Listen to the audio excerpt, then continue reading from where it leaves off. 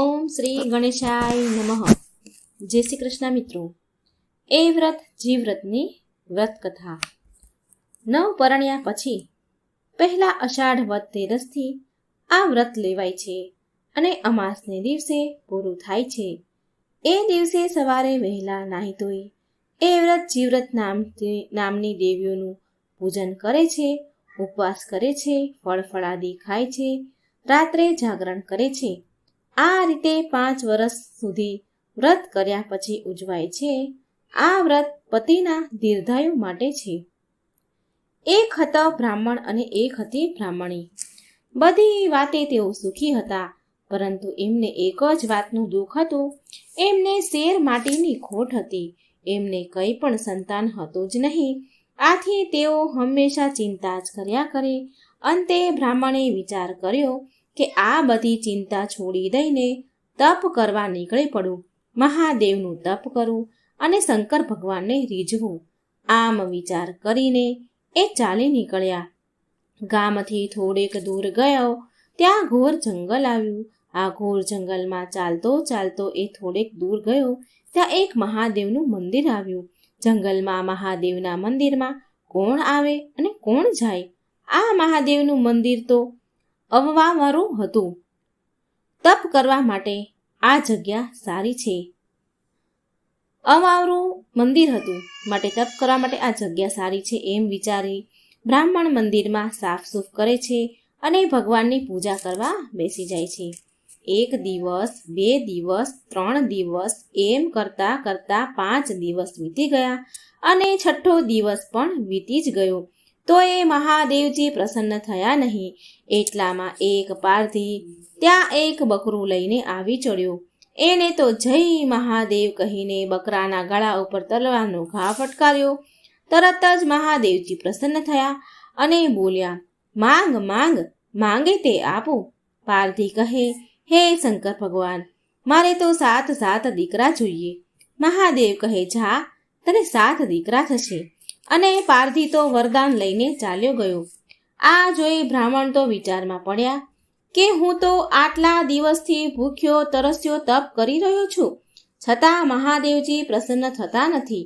અને આ પારધીએ એક અબોલ જીવનો ભોગ ચડાવ્યો અને મહાદેવજી તરત જ પ્રસન્ન થઈ ગયા. ભગવાનને ઘેર પણ આવો ઘોર અન્યાય છે. આમ વિચાર કરીને એને તો મહાદેવજી સમક્ષ માથું પછાડીને મરી જવાનો નિર્ણય મનમાં કરી લીધો. અને બ્રાહ્મણ જેવો માથું પછાડવા જાય છે તેવા જ મહાદેવજી ત્યાં પ્રગટ થઈને બોલ્યા, હે બ્રાહ્મણ, તું શા માટે આપઘાત કરે છે? બોલ, તારે શું જોઈએ છે? બ્રાહ્મણ કહે, હે ભગવાન, હું તમારી રોજ સેવા કરું છું અને મારે ઘેર પારણું બંધાતું નથી. અને પેલા પારધીને તમે એક ઘડીમાં 7 દીકરા આપી દીધા. શંકર ભગવાન કહે, ભાઈ, જા જા, છોકરા હોય પણ કીડાની માફક ખદબત્તા હોય તો એ શું કામના? જા, તને હું એક જ દીકરો આપીશ, પણ તું એને પૂરો ભણાવજે અને પૂરું ભણી રહે પછી જ એને પરણાવજે. એ પહેલા એને પરણાવતો નહીં. સારું કહી બ્રાહ્મણ તો ઘેર ગયા. અને થોડા દિવસોમાં બ્રાહ્મણીને તો દિવસો રહ્યા. એમ કરતા કરતા 9 માસ થયા અને બ્રાહ્મણીએ તો એક રૂપાળા દીકરાને જન્મ આપ્યો. દીકરો તો દિવસે ને દિવસે મોટો થવા લાગ્યો. અંતે દીકરો 5 વર્ષનો થયો અને એને નિશાળે મૂક્યો. છોકરો ભણવામાં તો ભારે હોશિયાર. છોકરો એક વખત વાંચે અને આખો પાઠ એને મોઢે થઈ જાય. આમ કરતા કરતા છોકરો 12 વર્ષનો થયો અને ગામે ગામથી એના માગા આવવા માંડ્યા. છોકરાનો અભ્યાસ હજી પૂરો થયો જ ન હતો અને મહાદેવજીએ કરેલી શરત બ્રાહ્મણ દેવ ભૂલી ગયા. બ્રાહ્મણ તો છોકરાનું સગપણ નક્કી કરી નાખ્યું અને સારું મુહૂર્ત જોઈ લગ્ન પણ લીધા. અંતે લગ્નનો દિવસ પણ પહોંચ્યો અને જાન જોડી. છોકરાને પરણાવીને જાન પાછી વળી અને અડધેક આવી ત્યાં તો આકાશમાં વાદળ ચડી આવ્યા અને વીજળી ઝબૂકવા માંડી. જોત જોતામાં તો મુશળધાર વરસાદ તૂટી પડ્યો અને વરસાદના પાણીમાં બળદ ચાલતા બંધ થઈ ગયા. એટલે આખી જાન નીચે ઉતરીને પગે ચાલવા માંડી. ચાલતા ચાલતા થોડેક દૂર ગયા ત્યાં ઓચિંતા વરના પગે સાપે દંશ દીધો અને ઓ બાપ રે કહી વર તો ધરતી ઉપર ઢળી પડ્યો. બધા તો ઊભા રહી ગયા અને વીજળીના ચમકારે જોયું તો એક મોટો કાળો નાગ સડસડાટ કરતો ચાલ્યો જતો દેખાયો બધાને.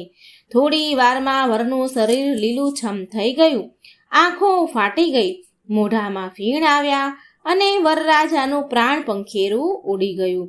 બધાને થયું કે આ તો ભારે થઈ, જે થવાનું હતું તે થયું, આપણે બધા ચાલ્યા જઈએ, સવારે આવીને શબની વ્યવસ્થા કરીશું. આમ કહી બધા ચાલ્યા ગયા, પણ એકલી કન્યા શબ પાસે રોકાણી અને ખૂબ જ એને સમજાવી બધાએ, પણ એ એકની બે ન થઈ.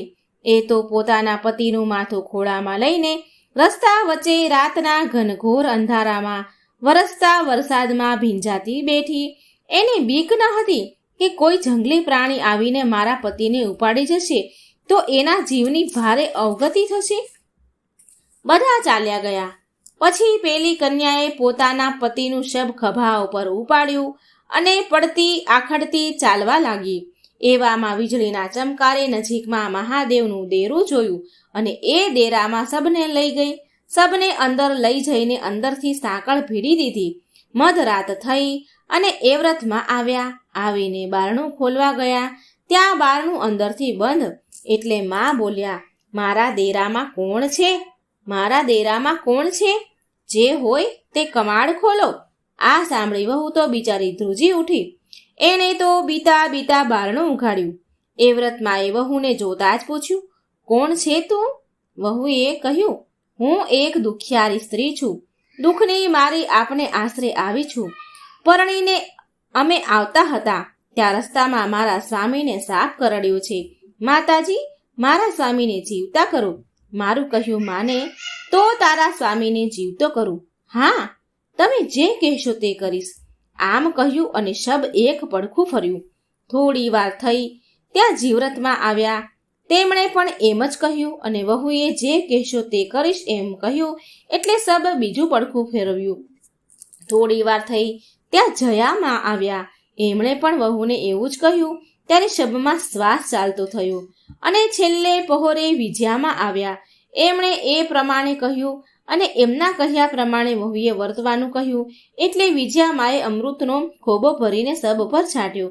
એટલે આળસ મરડીને વરરાજા ઊભા થયા. વહુ તો હરખમાં ગાંડી ઘેલી બની ગઈ. વર કહે, આપણે અહીં ક્યાંથી આવી ચડ્યા? એટલે વહુએ માંડીને બધી વાત કરી. પછી વર કહે, મને તો તરસ પણ લાગી છે અને ભૂખ પણ લાગી છે. એટલે મંદિરની વાડીમાંથી વહુ ફળ લઈને આવી અને મંદિરના કૂવામાંથી પાણી લઈ આવી. વર વહુએ ફળ ફૂલ ખાધા અને પછી ધરાઈને પાણી પીધું. વર અને વહુ મંદિરને ઓટલે બેઠા અને બેઠા બેઠા વાતો કરે છે. ત્યાં ગામના ગોવાળો ગાયો ભેંસોને લઈને ચરવા નીકળ્યા. એમણે વહુ વરને જોયાને વિચાર્યું કે અરે, આ વરના મા બાપ તો ગામમાં રો કકળ કરે છે અને આ બે જણા તો અહીં બેઠા બેઠા હસી મજાક કરી રહ્યા છે. આ જોઈ ગોવાળ તો ગામમાં ગયો અને વરના મા બાપને ખબર આપી. એટલે એમણે તો રો કકળ બંધ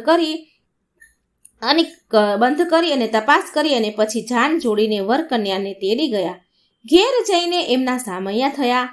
થોડા દિવસ થયા ત્યાં તો વહુએ એક સરસ મજાના કનૈયા જેવા કુંવરને દીકરાને જન્મ આપ્યો. એ રાતે મધરાત થઈ અને એ વ્રતમાં આવ્યા. કહે, અરે વહુ, મને વચન આપ્યું છે ને તે યાદ છે ને? હા માતાજી. તો લાવ દીકરો મને આપી દે. અને વહુએ તો બાળોતિયામાં વીંટીને દીકરો આપી દીધો. માતાજી તો દીકરાને લઈને અલોપ થઈ ગયા અને સવારે ઉઠીને સાસુએ ઘોડિયામાં જોયું તો છોકરું ન મળે. સાસુ કહે, અરે વહુ, છોકરો ઘોડિયામાં સૂતો હતો તે ક્યાં ગયો? વહુએ જવાબ આપ્યો, મને ખબર નથી. સાસુને વેમ ગયો કે વહુ એકલી જંગલમાં રહેલી અને પોતાના મરી ગયેલા પતિને સજીવન કરેલો, માટે નક્કી એના કોઈ કારસ્તાન હોવા જોઈએ. છોકરો ગુમ થયાના સમાચાર આખા ગામમાં ફેલાઈ ગયા અને હાહાકાર વર્તાયો. થોડા વખતમાં એ વાત ભૂલાઈ ગઈ અને વહુને બીજી વાર મહિના રહ્યા. બીજી વાર વહુએ દીકરાને જન્મ આપ્યો અને એ જ રીતે જીવ્રતમાં મધરાતે આવીને દીકરાને લઈ ગયા. સાસુને લાગ્યું કે બબ્બે વાર રાંડ વહુ છોકરા ખાઈ ગઈ.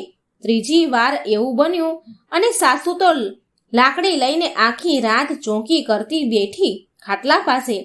જયામાએ સાસુને ઊંઘાડી દીધા અને મધરાતે બાળકને લઈ ગયા.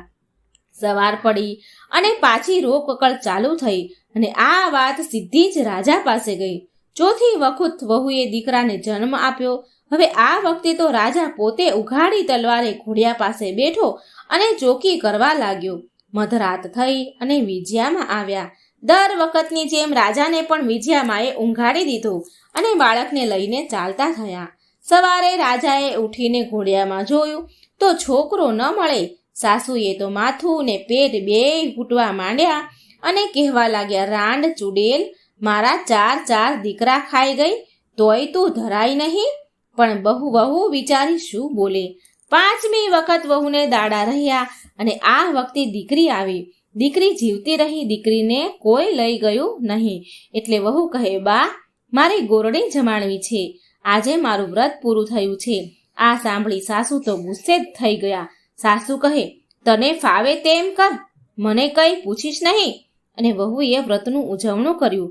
વહુ તો સવારમાં ઉઠીને નાહી ધોઈને મંદિરમાં ગઈ. 4 દેવીઓને ચાંદલા કર્યા અને પછી બોલી, હે એ વ્રતમાં, હે જીવ્રતમાં, હે જયામાં, હે વિજયામાં, 4 બહેનો ગોરણી થઈને મારે ત્યાં જમવા આવજો. અને 4 માતાજી જમવા આવ્યા. માતાજી જમવા બેઠા. એ વખતે પેલી છોકરી ખોડિયામાં રડી. એટલે માતાજીએ પૂછ્યું, દીકરી કેમ રડે છે? સૌને 2 ભાઈ અને મારે તો એકય ભાઈ નહીં. અરે બેટી, તારે તો 4 ભાઈ છે. જો આ રહ્યા. એમ કહી 4 માતાજીએ એક ભાઈ પાછો આપ્યો.